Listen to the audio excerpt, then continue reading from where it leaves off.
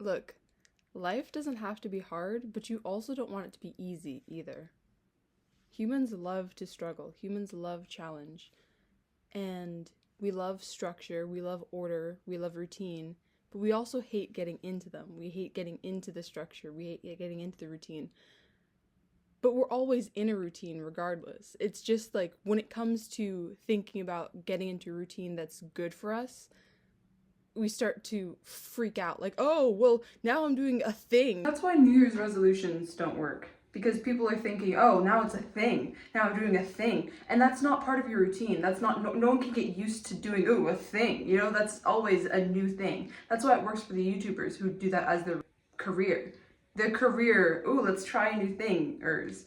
They're like the bloggers of the day. They're like the food critics and whatnot, you know? Their whole thing is that they must hate everything. And so they do. They want to. And so they do. Everything you get is what you want. You know, but like you're gonna get into a routine anyway. The time will pass. You will get into routine no matter what it is. It's just like the routine might just be starting a habit and then breaking it. You don't want that to be your habit.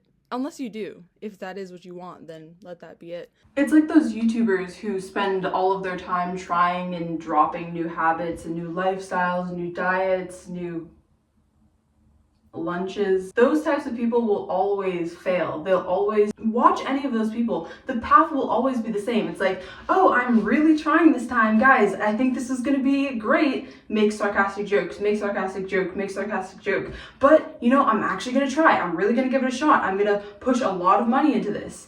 And then they actually give it a shot at first. And then it actually starts going a little bit well. Or it doesn't start going well at all and then they just trash it. But like it usually starts going a little bit well. And then it gets too good, and they're like, yeah, and then I hit a resounding 0, and then I failed again, and then I failed again. Well, I don't know what's happening. And like, they know exactly what's happening. They're not really trying as much as they could, and they know that failure is a part of success. Like, you do need to fail a bit before you can really succeed.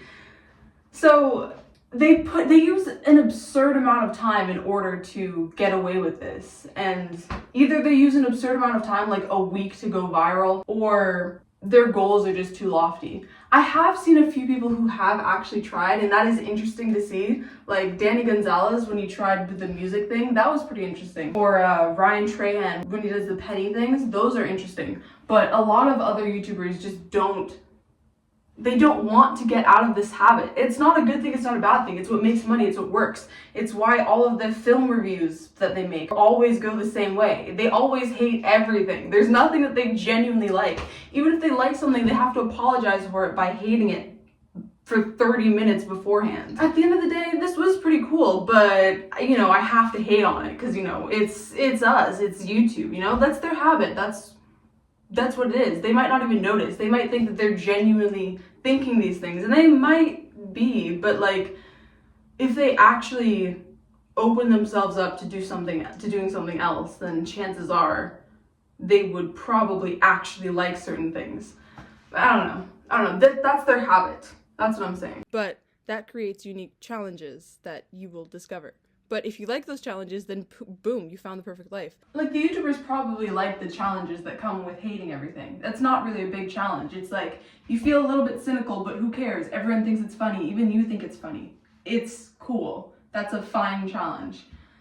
Like, some people don't mind being a little bit miserable. I wouldn't have minded for the rest of my life. In like 2018, I would have been just fine with being miserable forever.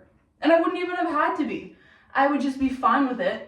And I'd probably be miserable until like 2024, but I would have made my money doing that YouTube thing. I would have done it. I had that sense of humor, and I was miserable. The thing is, you need to find your struggle. Find a struggle that helps you grow, you know? I've always been insecure about my hair, so I cut it. That doesn't help with my insecurity, because my insecurity is about just like wearing it out, and I haven't been wearing it out. I haven't been showing it off, because I don't feel good with it. Because the real problem is that I'm thinking about what other people are thinking about me, and I've been in denial about that being a problem for I don't know how long, but at least a little bit. So if I'm honest about the fact that people's opinions do affect me, then I can start to fight that. But if I continue to deny it, then there's nothing to fight. It's like, well, okay, Oh, I don't care. Yeah, you do. Yeah, you do. You care a little bit. You care a lot. I care about knowing what other people are thinking. That's the thing. I don't think I actually care if it's a good thing or a bad thing. I like just knowing, you know? And if I know that by default I will be considered attractive, then I feel more confident entering spaces and acting a certain way. But if I know that people, like the general population of wherever I'm going, will find me unattractive, then I'm like, I don't really have that much power here. I have to behave. Which is like, I mean, maybe I should be humbling myself in that way, but I don't like living that way. I like being me, and I like other people being themselves too, in response to me being me, you know? I'm gonna show you something. I got a camera, and I also, popped up my knee. I think my first bad scar was here. I can't remember which eye it was. It might have been this eye. But my eyes are uneven, and I wonder if that's why. I remember I had some face paint done on it to hide it. I was so happy. I thought it mattered. I had no idea how much things mattered back then. I had no idea how little things mattered back then. I was trying to figure it out. Because my parents would always tell me that certain things mattered, and I would always be like, okay, so that must matter then. But then it just like, it didn't seem to matter all that much. And so then I'd test things out, and I'd be like, okay, does this matter? And then I was like, okay, this really matters. Okay, you didn't tell me about that one. Dang. All right, I can get the gist now. Because it was easier when it was things that nobody told me about, but I could sort of figure out, like I could sort of read between the lines, like, okay, this is a big thing. No one's talking about it, but this is a big thing. So I was able to self-police a lot. Like, there are a lot of music videos that I forbade myself from watching. So I was like, okay, this is an adult level music video. Like, I'm too young to watch this. Like, Wrecking Ball was a big one. I was like, no, I'm not gonna watch that one. I'm too young for this. Skip. I'm not even gonna listen to the song. There's certain words too that people would say. I remember there was this one time I was trying to say shut up, but in a sneaky way, because I knew that shut up was a mean thing to say. So I was like, shut up. And they were like, haha. And I was like, shut up. And they're like, haha. And then I feel like they were waiting for it. And so I was like, shut up? No, you can't say that. It's like, shut up, chill, shut up. I think shut up stuck. Shut up was a good one. Because I was like, I didn't technically say anything wrong. I said shut up. I had to just figure out that certain words had a certain weight to them. Like, this word, you can't say this one. Like, there's certain words like, goy. That word always had weird connotations in my head. I don't know if it actually means, but it's goyim, isn't that people who aren't Jewish or something? But I don't know. I just had the inkling that goy was just a bad word. I was like, no, I'm just not gonna look into anything. I don't know. It made me think of weird stuff. But yeah, I'd self-police a lot as a kid. I had a lot of barriers. And it was only very recently that I was able to figure out how many of those barriers you really can take down.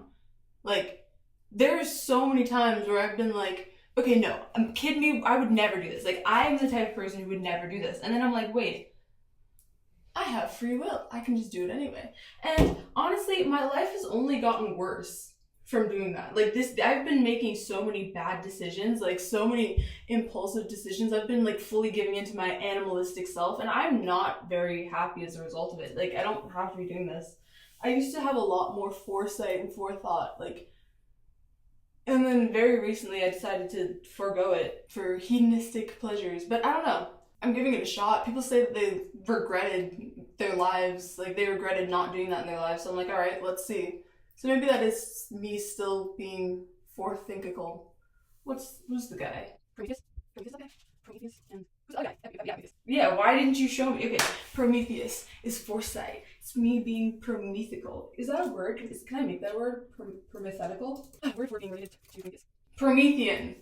That was me still being Promethean. Yeah, because it's like a Greek word. Of course it's Ian. Anyway, it's 8:02 a.m. Bro, I have no concept of time right now. I have been going through it. I guess these videos would be like a kind of diary for me, so I can see where I'm at. I feel like that's the best way to do this, so I can be the most realistic, the most real, and also want the best for myself. You know, you gotta always do your future self favors. That's what you always have to do. Do your future self favors, and you will always thank yourself. You will always be happy. You will always be thriving.